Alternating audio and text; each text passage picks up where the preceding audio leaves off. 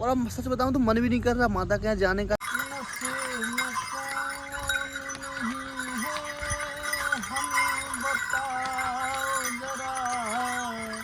और केवल 10 किलोमीटर पहले हमें पता चला कि ऐसी ऐसी बात हो गई है, तो 10 किलोमीटर पहले से सौरभ भाई को लौटा दिया।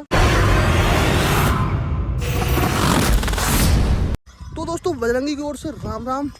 जैसा कि हम एक रामरथ बनवा रहे हैं और रामरथ को लेके हम जा रहे हैं बागेश्वर धाम। और जब अपन डायरेक्ट बागेश्वर धाम 200 किलोमीटर दूर एक तरफ से रामरथ को लेके जाएंगे, दोनों तरफ का अराउंड 400 किलोमीटर के आसपास हो जाएगा। तो अपन ने सोचा कि इतनी लंबी यात्रा से पहले एक छोटी सी यात्रा करी जाए। तो भाई हम आज सौरभ भाई की बैलगाड़ी को लेके जा रहे हैं रानगीर। और आप में से जितने लोग एमपी से और एमपी में खास करके बुंदेलखंड से हैं, तो आप सबको पता ही होगा कि रानगीर मैया हरसिद्धि का बहुत ही प्रसिद्ध, बहुत ही धार्मिक क्षेत्र है। कल 19 मार्च से नवदुर्गा स्टार्ट होनी है। तो कल नवदुर्गा के पहले दिन, मतलब कि परमा को, नवदुर्गा के पहले दिन को हमारी बुंदेली में परमा बोलते हैं। तो परमा को हम लोग पहुंच रहे हैं हरसिद्धि धाम रानगीर, जो कि हमारे यहाँ से 50 किलोमीटर दूर है।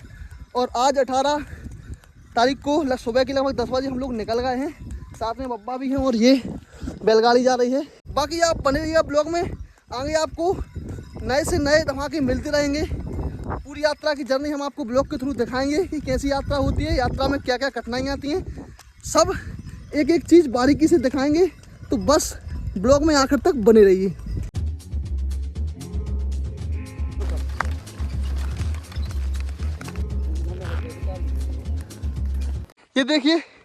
ये देखिए लगभग 1 किलोमीटर के आसपास ये घाटी है, 900 मीटर या फिर उससे थोड़ी ज़्यादा। अब इतनी बड़ी घाटी है भाई, तो बैलों को दिक्कत तो आएगी ही। तो हम लोगों ने फैसला लिया है कि बैलों को पहले अपन करके आएंगे, फिर 4-5 लोग बैलगाड़ी को आसानी से घाटी से नीचे उतार देंगे, फिर आगे दिक्कत कोई नहीं होगी।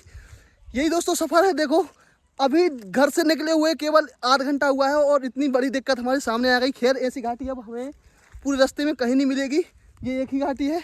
अब हमारा रास्ता जो है वो बहुत आसान रहेगा। बस एक रानगीर पहुंच जाएंगे, जब वहाँ पे एक छोटी सी मिलती है मंदिर के पहले।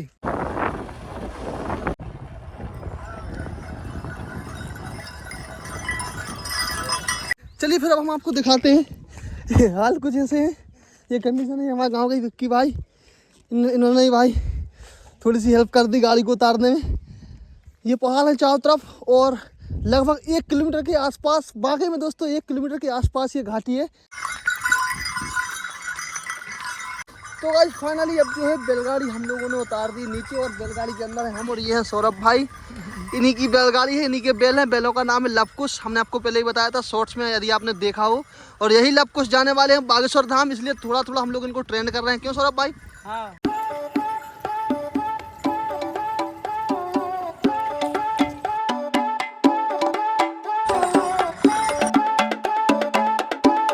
तो गाइस शाम के लगभग 6:30 बजने को हैं और मौसम कुछ ऐसा है।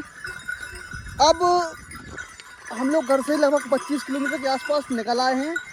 अब सुबह के लगभग 10:30 बजे चले थे और शाम के लगभग 6:30 बजे हम लोग 25 किलोमीटर चल पाए। तो उसका सीरियस रीज़न ये है दोस्तों कि दोपहर में हमने बढ़िया से लवकुश को आराम करवाया, साथ ही हम लोग भी आराम करते रहे। तो अभी जस्ट 1 घंटे पहले हम लोग निकले हैं और 1 घंटे में लगभग 5-6 किलोमीटर से ज़्यादा हम लोगों ने चल लिया है। तो बस गाइस अब अपन यहाँ से 13 किलोमीटर दूर 5 मील पे एक स्टॉप लेंगे, वहाँ से बढ़िया खाना वगैरह बनाएंगे और लवकुश को एक बार फिर से खाना खिलाएंगे। खाना बनाने का सामान ये रखा है, लवकुश के लिए भूसा वो रखा है, खरी वगैरह भी हमने दोस्तों अभी कुछ देर पहले ले ली है। तो बस अब हम लोग चलते हैं, हम 12 किलोमीटर आएंगे, 12-13 किलोमीटर के आसपास है 5 मील। तो 5 मील पर अपन स्टॉप लेंगे और फिर उसके बाद 2-3 घंटे के आराम के बाद दोनों लोगों को आराम मिल जाएगा, उन्हें भी मिल जाएगा, हम लोगों को भी मिल जाएगा। तो गाइस कल के बाद एक बार फिर एक नई सुबह हमारे सामने है। और कल रात 10 बजे के आसपास एक प्रॉब्लम हो गई थी हमारे साथ। जो सौरभ भाई थे जिनकी बैलगाड़ी लेके हम रानगीर जा रहे थे, उनके परिवार में अचानक से एक गमी हो गई, मतलब एक छोटी सी बच्ची शांत हो गई।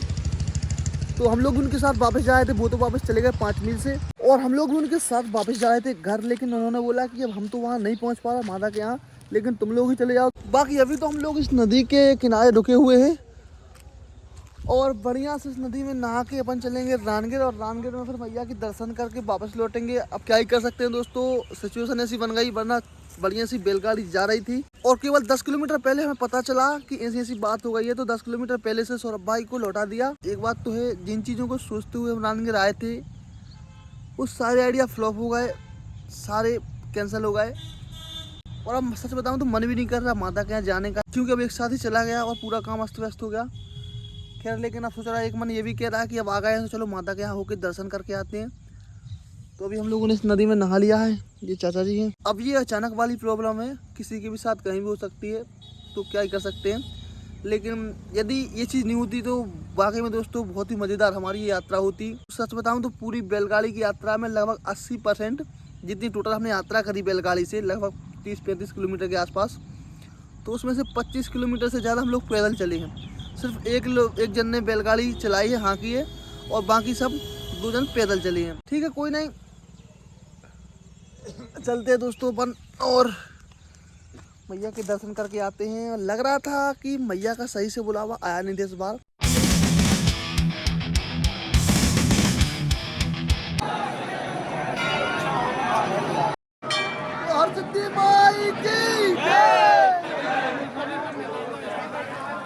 तो ठीक है गाइस, माता रानी के दर्शन तो आपने कर ही लिए होंगे, और इसी के साथ ब्लॉग को करते हैं ख़त्म। आगे फिर किसी नई इंटरेस्टिंग वीडियो के साथ मिलते हैं। ये वीडियो तो हमारी इंटरेस्टिंग नहीं रही, क्योंकि हमें मज़ा नहीं आया, जो कुछ करना था वो हो ही नहीं पाया।